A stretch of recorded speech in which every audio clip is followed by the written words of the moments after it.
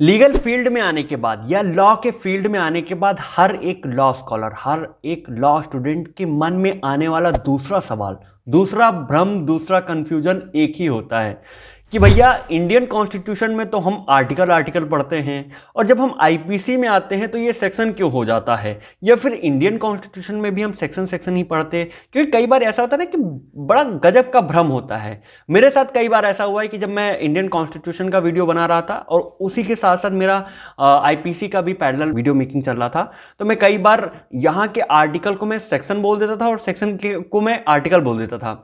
तो ये समस्या हमारे साथ बहुत बार होती है। अब कई लोग ये सोचेंगे कि ये तो दूसरा सवाल है, भाई पहला सवाल कौन सा है? तो भैया सबकी तरह पहला सवाल यही होता है कि इस लीगल फील्ड में हम आए ही क्यों, इस लॉ के फील्ड में आए ही क्यों।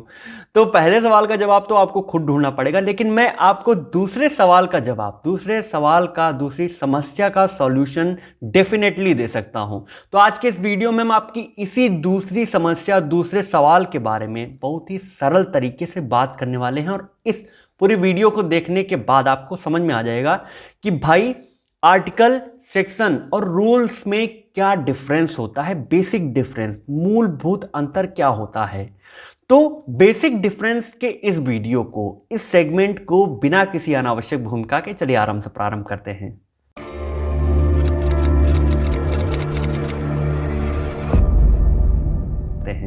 तो इन तीनों ही चीज के बारे में जो भी डिफरेंस होता है वो मात्र दो ही तीन चीजों का होता है। जैसे इसमें पहला जो डिफरेंस होता है वो मीनिंग एंड यूजेस का होता है कि इसका मतलब क्या होता है और ये यूज कहाँ पे होते हैं। इसमें जो दूसरा डिफरेंस होता है वो इनकी लॉ मेकिंग अथॉरिटी का होता है, या जो मेकिंग अथॉरिटी है, जो इनको बनाती है, निर्मात्री संस्थाएं होती हैं, उनका होता है। और इसके अलावा कुछ भी डिफरेंस नहीं होता इसमें। इसके अलावा कुछ एग्जाम्पल्स होते हैं जो मैं आपको बता दूंगा। तो इसमें सबसे पहले हम बात कर लेते हैं आर्टिकल्स के बारे में।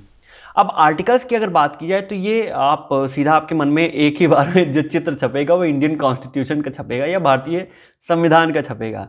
तो उसी को रेफरेंस लेते हुए, उसी को ध्यान में रखते हुए हम बात करते हैं।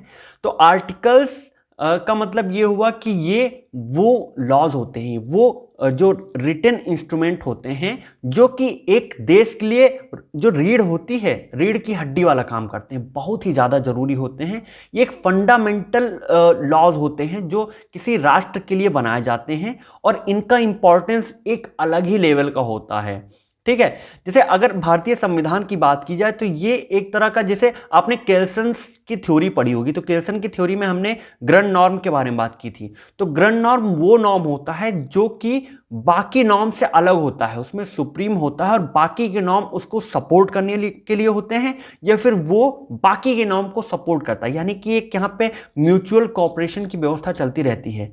ऐसे ही उन लॉज में जिनमें आर्टिकल शब्द यूज होता है, आर्टिकल्स करके उनको उच्चारित किए जाते हैं, लॉ होते हैं, वो एक राष्ट्र के लिए बहुत ही ज़्यादा महत्वपूर्ण होते हैं। और ये एक तरह का सबसे सर्वोच्च लॉ माना जाता है, सबसे सुप्रीम लॉ माने जाते हैं, जिनसे बाकी के लॉज जो हैं अपनी पावर डेराइव करते हैं या फिर उनको ध्यान में रख के बनाए जाते हैं। इनको हमेशा एक सुप्रीम लॉ मेकिंग अथॉरिटी ही बनाती है। जैसे कि एग्जाम्पल अगर भारत में लिया जाए तो इंडियन कॉन्स्टिट्यूशन है, उसको एक कॉन्स्टिट्यूएंट असेंबली ने एक पूरी एक संस्था बनाई गई थी जिनके द्वारा इसको ड्राफ्ट किया गया और पास किया गया है। और सबसे लास्ट में हम इसके एग्जाम्पल्स के बारे में बात कर लेते हैं। तो एग्जाम्पल, जैसा कि बार बार वही चीज़ बोल रहा हूँ, इंडियन कॉन्स्टिट्यूशन, भारतीय संविधान, या यूएन चार्टर जो है, यूएन चार्टर भी आर्टिकल्स में दिए गए हैं। इसके अलावा ढेर सारे इंटरनेशनल कवनेंट्स और कन्वेंशंस जो हैं वो आर्टिकल्स के फॉर्म में दिए गए हैं।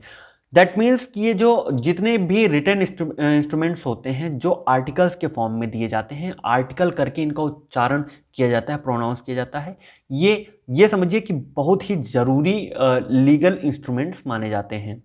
नेक्स्ट हम आते हैं सेक्शन की तरफ। तो सेक्शन बेसिकली आर्टिकल से कम महत्व के होते हैं, इनका इंपॉर्टेंस जो होता है वो कम होता है। ये एक तरह के सेपरेट पोर्शन ऑफ लॉ होते हैं, सेपरेट पोर्शन ऑफ जो प्रोविज़न है वो माने जाते हैं, जो किसी एक स्पेशल फील्ड के लिए या फिर एक किसी स्पेसिफिक पोर्शन के लिए बनाए जाते हैं। और इनके बारे में ऐसा प्रोविज़न दिया गया है कि इनको एक सुप्रीम अथॉरिटी के साथ साथ इनको एक डेलीगेटेड अथॉरिटी जो होती है वो भी बना सकती है। जैसे अगर भारत के परिप्रेक्ष्य में बात किया जाए तो IPC, Indian penal code, Indian evidence act, CRPC, criminal procedure code, और इसके अलावा इसमें कई सारे और भी ढेर सारे लॉज हैं जिनमें जो भी प्रोविज़न दिए गए हैं वो सेक्शन के फॉर्म में दिए गए हैं।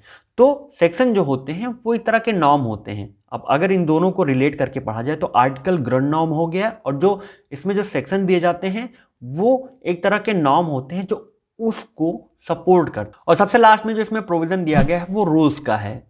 रूल्स बेसिकली रूल्स का एक तरह से अगर देखा जाए तो इनका इन दो से जो सेक्शन दिए गए हैं, जो आर्टिकल्स दिए गए हैं, इनसे हटके इसका कोई भी अस्तित्व नहीं होता। ये एक तरह के सप्लीमेंट्री प्रोविजंस होते हैं जो किसी भी आर्टिकल को या किसी सेक्शन को बेहतर तरीके से समझाने के लिए, उसको एक्सप्लेन करने के लिए, उसको एलेबोरेट करने के लिए किसी लॉ में, किसी रिटन इंस्ट्रूमेंट में, जो कि लीगल रिटन इंस्ट्रूमेंट है, उसमें दिए जाते हैं।